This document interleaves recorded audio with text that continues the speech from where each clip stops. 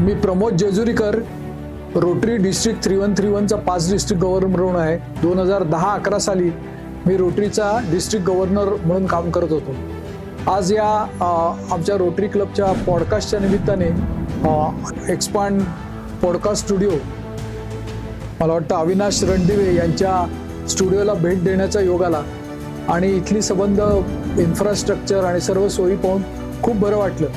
वेगवेगळ्या ठिकाणी अनेक पॉडकास्ट स्टुडिओ असतात, परंतु काही ना काहीतरी त्रुटी त्यामध्ये राहून गेलेल्या असतात. आजच्या स्टुडिओमध्ये जागा अत्यंत छान प्रकारे आकर्षित केलेली आहे.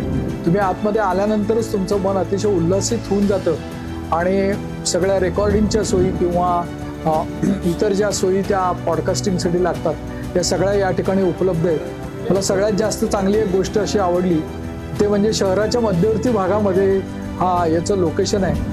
त्यामुळे कोणालाही चटकन जायला यायला सुद्धा हा भाग खूप सोयीचा आहे आणि आतल्या सोयी पण चांगल्या आणि शहराच्या मध्यवर्ती भागामध्ये ही सोय.